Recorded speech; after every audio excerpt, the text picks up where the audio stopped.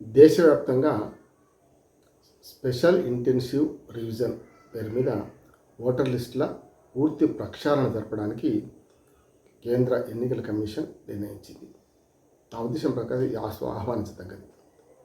మొదటి విడత బీహార్లో ఈ ప్రక్రియ పూర్తి చేశారు. రేపు నవంబర్ 4, 11 ఎన్నికలు కూడా జరగబోతున్నాయి. అక్కడ 65 లక్షల మంది ఓటర్లు తీసేశారని, మళ్ళీ 23 లక్షల మంది చేర్చారని, చాలా గొడవలు, ఓటు చోరీ అనే పెద్ద ఎత్తున ఆందోళన జరిగింది. ఆ విషయం మేము చాలాసార్లు మాట్లాడినా కనుక దాన్ని పక్కన పెడితే ఎలక్షన్ కమిషన్ తీసుకున్న నిర్ణయాన్ని నేను స్వాగతిస్తున్నాను. ఎందుకంటే 2 కారణాలు.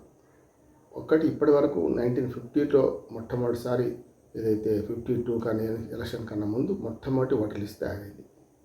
అప్పటి నుంచి 2002 దాకా 8 సార్లు ఓటర్ రివిజన్, స్పెషల్ రివిజన్ జరిగింది. అంటే ఎస్ఐఆర్ జరిగింది. 2002 నుంచి పాలకులకు ఏమైందో, ఎలాంటి పరిస్థితుల్లో ఉన్నారో తెలియదు కానీ 2 దశాబ్దాలకు పైగా 2004 పూర్తి అయింది. 2022లో మొదలుపెట్టారు దేశవ్యాప్తంగా. అప్పుడు ఎస్ఐఆర్ 2004 లెక్క పట్టుకుంటే 21 ఏళ్ళు, 2002 లెక్క పట్టుకుంటే 24 ఏళ్ల కాలంగా ఇప్పటి వరకు దేశంలో ఈ ప్రక్రియ మళ్ళీ చేపట్టలేదు. లాస్ట్ చేపట్టిన లెక్క పెడితే కూడా 21 సంవత్సరాలు. 21 సంవత్సరాలలో 2001-4 వరకు బీజేపీ ప్రభుత్వం అధికారంలో ఉంది. సరే, అప్పుడు చేశారనుకున్నాం. వాజ్పేయి గారు ప్రధానమంత్రిగా ఉన్నప్పుడు అయిపోయింది. 2004 అంటే అప్పటి వరకు ఆయనే ఉన్నారు. 2004 నుంచి 10 ఏళ్ళు మరి కాంగ్రెస్ ప్రభుత్వం, 11 ఏళ్ళుగా ఇప్పుడు బీఆర్ఎస్ ప్రభుత్వం, మన బీజేపీ ప్రభుత్వం 2 ఉన్నాయి. చూస్తున్నాం కదా.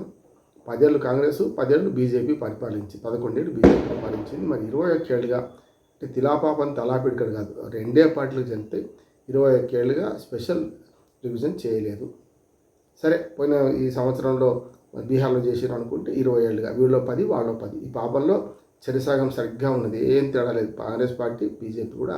మరి ఎందుకు ఈ ఎలక్షన్ కమిషన్ ఆదేశించలేదు? ఎన్నికల కమిషన్కి ఎందుకు సూచన చేయలేదు?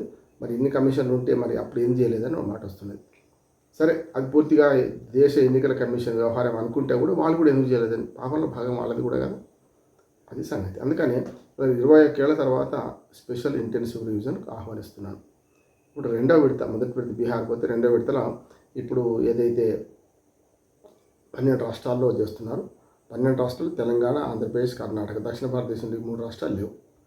ఈ ఉన్న రాష్ట్రాలు చూసుకుంటే రేపు 2025 పూర్తి అవుతుంది కనుక 2026లో ఎన్నికలు జరగబోతున్న 6 రాష్ట్రాలు ఉంటే అందులో 5 రాష్ట్రాల్లో ఈ ఎన్నికల మన ఎస్ఐఆర్ ప్రక్రియ మొదలుపెట్టారు. ఒక అస్సాం మినహాయించి. అస్సాం కూడా 2026లో జరుగుతాయి కానీ దాన్ని మినహాయించి మొదలుపెట్టారు. దానికి ప్రత్యేక కారణం కూడా చెప్పారు. విలేకరులు అడిగిన సమాధానానికి మన ప్రధాన ఎన్నికల అధికారి, ఎన్నికల కమిషనర్, అధికారి కాదు, ప్రధాన ఎన్నికల కమిషనర్ జ్ఞానేష్ కుమార్ సమాధానం కూడా చెప్పారు. అస్సాంలో ప్రత్యేక పరిస్థితుల్లో మనకు ఈ మన దాని ఏమంటారు, మన పౌర ప్రజాస్వామ్య ప్రక్రియ జరుగుతుంది కనుక ఆ రివిజన్ జరుగుతున్న సందర్భంలో విదేశీయులను గెలిచే పని వాళ్ళు చేస్తున్నారు కనుక అందులో ఈ ఓటర్ రివిజన్ కూడా పెట్టుకుంటే కష్టం అవుద్దని చెప్పి దాన్ని ఒకటి పెట్టుకున్నాం. అది స్పెషల్ రివిజన్ అది పూర్తి అయిన తర్వాత అప్పుడు మేము మొదలు పెడతామన్నారు. ఇటు పక్కకు వస్తే 12 రాష్ట్రాల్లో, ఇప్పుడు 2వ విడత 12 రాష్ట్రాల్లో మనకు కేరళ ఉంది, తమిళనాడు ఉన్నది, పుదుచ్చేరి ఉన్నది, లక్షద్వీప్ ఉన్నది, అండమాన్ నికోబార్ దీవులు. అంటే ఆ 2 పుదుచ్చేరి కానీ, అండమాన్ నికోబార్ దీవులు కానీ, ఇటుపతి లక్షద్వీప్ కానీ, ఇది కేంద్రపాలిత ప్రాంతాలు. గోవా కూడా ఉంది దాంతో అటు చూసుకుంటే. ఇక పైకి వస్తున్న కొద్దీ మధ్యప్రదేశ్, అట్లా ఛత్తీస్గఢ్ ఉంది, ఉత్తరప్రదేశ్ ఉన్నది, రాజస్థాన్ ఉన్నది. ఇట్లా మొత్తం 12 రాష్ట్రాలు, పశ్చిమ బెంగాల్ ఉన్నది పక్కన. మొత్తం 12 రాష్ట్రాల్లో ఇది జరుగుతుంది. 12 రాష్ట్రాలు అంటే కేంద్రపాలిత ప్రాంతాలతో సహా. ఢిల్లీలో ఎన్నికలు పూర్తయిన కనుక ఇప్పుడు అంటే ఎన్నికలు 2027 తర్వాత ఆ రాష్ట్రాల్లో జరిగే ఎన్నికలకు ఇప్పుడు మొదలు పెట్టుకోలే, అది వెంటనే చేస్తారు. దీనికి ఒక టైం పీరియడ్ పెట్టారు. ఎప్పటి నుంచి అంటే ఇవాళ ప్రక్రియ మొదలైనట్టు లెక్క. కానీ మొదలు ఈ మన బిఎల్ఓలకు, అట్లా పైన ఉన్న రిటర్నింగ్ ఆఫీసర్కు, అసిస్టెంట్ రిటర్నింగ్ ఆఫీసర్, రిటర్నింగ్ ఆఫీసర్లకు, కలెక్టర్లకు, అంటే జిల్లా మేజిస్ట్రేట్, వీళ్ళందరికీ ట్రైనింగ్ పూర్తి కావాలి. అంటే ఈ 4-5 రోజులు ఈ ట్రైనింగ్ పూర్తి చేస్తారు. చేసి సరిగ్గా 4 నవంబర్ నాడు ఈ ప్రక్రియ మొదలవుతుంది. ఇంటింటికి తిరిగి ఈ అవగాహన కల్పించాలి. రాజకీయ పార్టీలు తప్పుడు మాటలు మాట్లాడుతుంటే ఎస్ఐఆర్ తప్పని కూడా అంటాడు, ఓడేం కరెక్ట్ అంటారు. ఇద్దరు అటుపక్క ఇటుపక్క సత్యాలు, అర్ధసత్యాలు చెప్తున్నారు కనుక ప్రజలకు అందించడానికి ఈ మాట చెప్తున్నాను నేను. మొట్టమొదటి వాళ్ళు చేస్తున్న పని ఏంటంటే నెల రోజులు 30 రోజులు ఈ మొదట ఇంటింటికి బిఎల్ఓలు తిరుగుతారు. 3 సార్లు వెళ్తారు. ఒకసారి దొరకకపోతే రెండోసారి దొరకకపోతే మూడోసారి 50 ఇళ్ళు మాత్రమే ఒక్కొక్క బిఎల్ఓకు కేటాయించి వాళ్ళను వాళ్ళ ఇండ్ల సర్వే చేయిస్తారు. అంటే మొదటి విడత, రెండో విడత, మూడో విడత ఇట్లా 50 ఇళ్ళతో చేస్తారు. మొట్టమొదటి ఫామ్ నెంబర్ 6 తీసుకెళ్తారు. ఫామ్ నెంబర్ 6 వాడు నింపరాకపోతే వీళ్ళే నింపి అక్కడ 2 విషయాలు గమనిస్తారు. 2003, 2004 3 ఓటర్ లిస్టులు చివరిగా ప్రచురించిన దానిలో వీళ్ళ ఓట్లు ఉన్నాయా లేవా, వీళ్ళే లేకపోతే ఆ తర్వాత 20 ఏళ్ళుగా చాలామంది అప్పుడు పుట్టిన పిల్లవాడు కూడా ఇప్పుడు ఓటర్ అయిపోయింది. 18 ఏళ్ళకే ఓటర్ అయిపోతారు. 2004 తర్వాత పుట్టిన పిల్ల కానీ పిల్లవాడు కానీ ఇప్పటికే ఓటర్గా నమోదు అయినారు. కనుక 2003 ఓటర్ లిస్టులో లేకపోవచ్చు. కనుక లేకపోతే దానికి కారణాలు అడిగారు. కారణాలు చెప్పమన్నారు. వాళ్ళ తల్లిదండ్రులు కానీ వాళ్ళ పూర్వీకులు కానీ వాళ్ళు ఎవరైనా అప్పటి ఓటర్ లిస్టులో ఉన్నారా చూస్తారు. లేకపోతే కొత్తగా వీళ్ళను ఈ 8 కార్డులలో ఆధార్ కార్డుతో సహా 8 వివిధ రకాల రేషన్ కార్డు కావచ్చు, డ్రైవింగ్ లైసెన్స్ కావచ్చు, ఏదైనా అక్కడ నివాసం ఉంటున్నట్టు పాత ఓటర్ కార్డు కావచ్చు, ఏవైనా చూపించమంటారు. అంటే నివాసం ఉన్నారా లేరా అంటేందుకు వీటితోని వాళ్ళు నమోదు చేస్తారు. ఫామ్ నెంబర్ 6 తీసుకెళ్తారు. డిలీషన్స్ కోసం ఫామ్ నెంబర్ 7 వాళ్ళే ఉపయోగించుకుంటారు. మనకు ఫామ్ నెంబర్ 8లో మళ్ళీ మన రివిజన్లో ఇంకో భాగం ఉంది. 3 ఫామ్లు వాళ్ళ దగ్గర ఉంటాయి. ఫామ్ నెంబర్ 6 అందరూ నింపాల్సిందే, అంటే నింపించాల్సిందే. ఈ నిబంధనల మేరకు ఉన్నారా లేరా చూసి అప్పుడు ఓటర్ లిస్టులో నమోదు చేస్తారు. 2025 నవంబర్ 4 నుంచి డిసెంబర్ 4 వరకు ఆ ప్రక్రియ పూర్తయింది.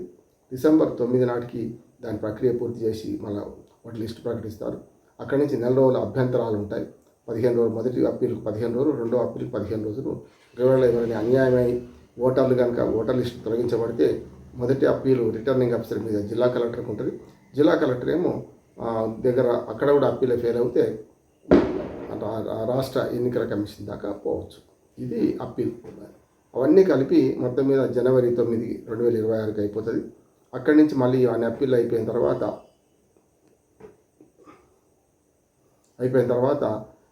లాస్ట్కి మనకు ఫిబ్రవరి 7వ తారీఖు నాటికి పూర్తి స్థాయిలో అంటే 31 జనవరి నాడు ఈ లిస్టు పర్మనెంట్ లిస్ట్ ప్రకటిస్తారు. ఆ తర్వాత 7వ తేదీ అంటే ఫిబ్రవరి 7 నాటికి అభ్యంతరాన్ని స్వీకరించి అన్నీ అయిపోయిన తర్వాత 7 ఫిబ్రవరి నాడు ఫైనల్ లిస్టు తయారవుతుంది. అంటే ఇప్పటి నుంచి సరిగ్గా 104 రోజులు, 28 నవంబర్ నుంచి 7వ తారీఖు దాకా ఈ మొత్తం కలిస్తే 104 రోజులు ఉంది మధ్యన. ఈ 104 రోజుల పూర్తి ప్రక్రియ పూర్తవుతుంది. ఇంకా డిసెంబర్, జనవరి 2 రోజులు ఎక్స్ట్రా వచ్చినాయి కనుక 31 వస్తాయి కనుక మొత్తం 102 + 2 104 రోజులు పూర్తవుతుంది. ఇది వాళ్ళ ప్రక్రియ. దీనిలో 2 విషయాలు ఉన్నాయి. ఒకటి 12 రాష్ట్రాలు ఇప్పుడు ఎందుకు చేస్తున్నారంటే ఇందులో 4-5 రాష్ట్రాల ఎన్నికలు 2026 సంవత్సరంలో ఉన్నాయి. వీలైన తొందరగా చేద్దామని మంచిది. రెండోది ఏంటంటే ఈ 12 రాష్ట్రాలతో పాటు మళ్ళీ 3వ విడత ఎప్పుడైతే మిగతా రాష్ట్రాలకు కొంత టైం తీసుకుంటారు. దీనిలో సాధక బాధకాలు గమనించి ఇప్పటికీ బీహార్లో కొన్ని ఎలక్షన్ కమిషన్కు కొన్ని విషయాలు ఒప్పి కట్టినాయి. సుప్రీంకోర్టు కూడా చాలా హెచ్చరించింది. కానీ లీగల్గా కరెక్ట్, ఇది చేయాల్సిన పని ఎప్పుడైనా చేయాల్సిందే అని అన్నది. ఇక రాజకీయ పార్టీలు ముందు పెడతాయి. ఎన్నికల ముందు ఎందుకు చేస్తున్నారు, పశ్చిమ బెంగాల్ ఎందుకు చేస్తారు, అస్సాంలో ఎందుకు చేయరు, ఇవన్నీ మొదలైతాయి. నేనేమంటున్నానంటే రాజకీయ పార్టీలు గ్రహించాల్సింది ఏంటంటే తప్పుడు ఓటర్ లిస్టులతోని 4 రకాలుగా తప్పుడు ఓటర్ లిస్ట్ తయారయ్యింది. ఇప్పుడు ఒకటి చచ్చిపోయిన వాళ్ళ రోడ్లు అన్నీ ఉన్నాయి. దాంతోపాటు విదేశాలకు పోయినవి, లేకుంటే దేశంలో కూడా ఎక్కడో ప్రాంతాలకు పోయిన వాళ్ళు అక్కడే ఉన్నారు. 2-3 చోట్ల ఓటర్లు ఉన్న వాళ్ళు ఉన్నారు. విదేశాలకు పోయి అక్కడ పౌరసత్వం తీసుకుని ఇక్కడ ఓటర్గా నమోదైన వాళ్ళు ఉన్నారు. ఉదాహరణకు చెన్నమనేని రమేష్ 3 సార్లు ఎమ్మెల్యే ఆయన ఇక్కడ విదేశీ ఓటర్, ఇక్కడ విదేశాల సభ్యత్వం, జర్మనీ పౌరసత్వం ఉంది, ఇక్కడ ఓటర్గా నమోదయ్యాడు. 3 సార్లు ఎమ్మెల్యే గెలిచాడు, పూర్తి స్థాయిలో అధికారాలు అనుభవించాడు. అప్పుడు సమాచారం ఇచ్చి కోర్టులను కూడా మోసం చేసిండు. అయినా మహైతే ఫైన్ విధించింది. ఆది శ్రీనివాస్ అక్కడి వేములవాడ ఎమ్మెల్యే మొన్న గెలిచిండు కాంగ్రెస్ పార్టీ. 3 సార్లు పోరాటం చేసిండు కదా. మరి 3 సార్లు ఆయన తప్పుడు అఫిడవిట్లతోని తప్పుడు దాంతో గెలిచారు కదా. మరి దాన్ని తీసేనా అటువంటి రోహింగ్యాలు ఉన్నారు, విదేశీ వాళ్ళు ఉన్నారు. అవి మాత్రం ఈ ఎన్నికల కమిషన్కి అధికారం లేదు. అంటే వాళ్ళు ఇండియా వాళ్ళ విదేశస్తుల నిర్ణయించడానికి దీనికి అధికారం లేదు. భారత ప్రభుత్వ హోంశాఖకు అధికారం ఉంది కనుక మీ అధికారం లేదు. కానీ ఓటర్ లిస్టులో సవరణ చేయడానికి పూర్తి స్థాయిలో మీకు అధికారం ఉంది. స్పెషల్ ఇంటెన్సివ్ రివిజన్ చేయడానికి పూర్తి అధికారం ఉంది. సుప్రీంకోర్టు ఇచ్చింది కనుక దానికి ఎలాంటి లీగల్ ఇబ్బంది కూడా ఉండదు. కానీ ఇక్కడ 2 అనుమానాలు. ఒకటి ఏంటంటే 2003 ఓటర్ లిస్ట్ ఎందుకు తీసుకుంటున్నారు, అదేందో ఇప్పటి ఓటర్ లిస్ట్ తీసుకొని మళ్ళీ అందరికీ కొత్తగా ఫామ్ నెంబర్ 6 దింపిస్తే అయిపోతుంది. మళ్ళీ పాతది 20 ఏళ్ళ వెనక్కి వెళ్ళి తిరగడం అనేది నాకు అర్థం కావడం లేదు. అంటే బుక్ ఎట్లా ఉందంటే ఇట్లా తిప్పి ఇట్లా చూపించినట్టు ఉన్నది అంటున్నాను. అంటే దానికి రీజన్ సరిగ్గా చెప్పలేకపోయారు. ఎలక్షన్ కమిషన్ వాళ్ళు ఆ సరైన రీజన్ దానికి చూపించలేకపోయారు.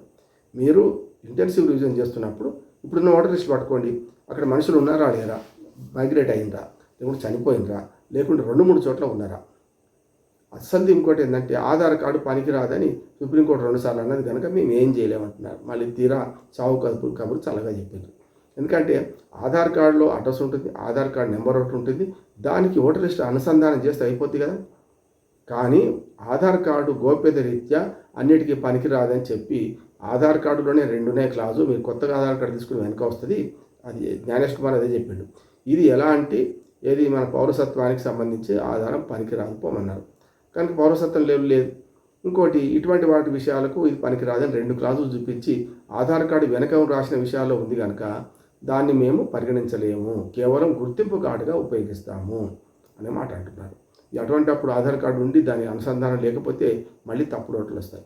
బండారు రామ్మోహన్ రావు అనే ఓటర్లు 4 చోట్ల నమోదైతే ఒక్కసారి ఆధార్ నెంబర్ కొట్టగానే ఆధార్కును ఫోన్ నెంబర్కి లింక్ అయి ఉంటుంది. ఫోన్ నెంబర్ ఆధార్కి లింక్ ఉన్నప్పుడు ఈ రెండింటిని అనుసంధానం ఓటర్ లిస్టు చేస్తే ఆటోమేటిక్గా ఎన్ని చోట్ల ఓటు హక్కు ఉందని తెలుస్తుంది కదా. కనుక ఇప్పుడు అధునాతన టెక్నాలజీ పట్టుకున్నట్ట ఆ పేరు కొట్టగానే దేశంలో ఎక్కడ ఓటు ఉన్నాయో తెలుస్తుందట. చూద్దాం ఏం చేస్తారు. అప్పుడు అది పనికొస్తుంది కదా. అప్పుడు ఏం చేస్తామంటే ఏ చోట ఓటు ఉంచుకుంటావని పార్ట్ నెంబర్ 7, 8 ఉపయోగించుకొని వాళ్ళు ఏ చోట రిలీజ్ చేసుకుంటారు, ఏ చోట ఉంటారని ఆప్షన్ అడుగుతామంటున్నారు. చివరిగా ఈ మొత్తం ప్రాసెస్లో ఎక్కడ కూడా ఇప్పుడు ప్రస్తుతం బతికున్న ఓటర్లు, ప్రస్తుతం ఓటేస్తున్న ఓటర్లు, కొత్తగా ఓటర్ లిస్టులో జమగా అవుదామనుకున్న ఓటర్లకు అన్యాయం జరగకుండా చూద్దాం. ఒక్క అనర్హుడు కూడా ఇందులో ఉండొద్దు, ఒక్క అర్హుడు కూడా నష్టపోవద్దు అనే మాట మంచి మాట అంటున్నాను. రాజకీయ పార్టీలు రేపటి నుంచి గందరగోళం లేపుతాయి, గత్తలు లేపుతాయి. వాళ్ళు రాజకీయ ప్రయోజనాల కోసం ఎలక్షన్ కమిషన్ నిందిస్తుంటాయి. ఎలక్షన్ కమిషన్ కూడా ఇక ముందు అంటే బీహార్ అనుభవాల దృష్టిలో చూసుకొని కొన్ని తప్పులు చేయకుండా వీలైనంత వరకు ఈ 2వ ఎస్ఐఆర్ విజయవంతం చేసి నిరూపిస్తే బాగుంటుంది. తెలుగు రాష్ట్రాలకు ఇప్పుడు వెంటనే ఆంధ్రప్రదేశ్, తెలంగాణ, పక్క రాష్ట్రమైన కర్ణాటక అయితే ఇప్పుడు అది ఆ బాధ లేదు. ఇందులో మొత్తం చూస్తే సుమారు 55 కోట్ల ఓటర్లు ప్రభావితం అవుతున్నారు. ఇప్పుడు సెకండ్ ఎస్ఐఆర్ కింద మొత్తం ఉత్తరప్రదేశ్ 25 కోట్ల జనాభా, దాదాపు 20 కోట్ల మంది ఓటర్లు ఉంటారు.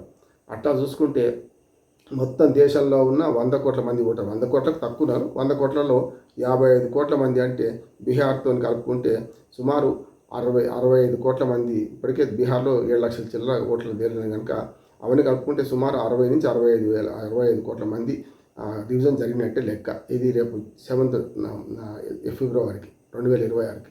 కనుక ఇవన్నీ చూస్తే ఈ డివిజన్ మంచిది అంటున్నాను. మిగతా 45 అయితే ఇంకొక 35-36 కోట్ల మంది ఓటర్లు నేను చెప్పాను మన మిగతా రాష్ట్రాలు మిగిలిపోయి ఉంటారు. వాళ్ళది కూడా పూర్తి చేసుకుంటే పూర్తి స్థాయిలో ఈ ఏదైతే ఎన్నికల ఓటర్ లిస్టు ప్రక్రియలో సవరణ ప్రక్రియలో పూర్తి స్థాయిలో కొత్త ఓటర్ లిస్ట్ తయారయ్యే అవకాశం ఉంది. దీని అంతా స్వాగతిద్దాం. ఎస్ఐఆర్ని వ్యతిరేకించేది ఒకటే కారణంతోనే ఉంటే వీళ్ళంతా దొంగ ఓట్లు అట్లాగే కొనసాగిస్తాం, అట్లాగే దొంగ ఓట్లతోనే అంటే దొంగ ఆట ఆడదాం అనుకుని రాజకీయ పార్టీ వ్యతిరేకిస్తుండొచ్చు. కానీ పౌరులుగా మనం ఆహ్వానించాలి. కొత్తగా ఫ్రెష్గా 2026 జరగబోయే ఎన్నికల్లో కొత్త ఓటర్ లిస్టుతో బీహార్ ఇప్పుడు ఎట్లా జరుగుతుందో అట్లా జరగాల్సిన అవసరం ఉంది. ఊళ్ళో లేని వాళ్ళ ఓట్లు, మైగ్రేట్ అయిన వాళ్ళ ఓట్లు, చచ్చిపోయిన వాళ్ళ ఓట్లు, విదేశీ పౌరసత్వం ఉన్న ఓట్లు ఖచ్చితంగా తొలగించాల్సిందే. ప్రక్షాళన ఓటర్ లిస్టుల ప్రక్షాళనకు ఈ శ్రీకారం చుట్టినట్లు లెక్క. ఇది పెద్ద ప్రక్రియ. మిగతా మూడవ స్థాయి కూడా కనీసం నా ఉదయం 2026లోనే మొదలుపెట్టి పూర్తి స్థాయిలో 2026 సంవత్సరాంతం కల్లా దేశవ్యాప్తంగా కొత్త ఓటర్ లిస్టుతోనే ఈ ఎన్నికలు జరగాలని కోరుకుంటున్నాను. మంచి పరిణామాన్ని ఆహ్వానిద్దాం. ఇందులో లోపాలంటూ విమర్శిద్దాం. నమస్కారం.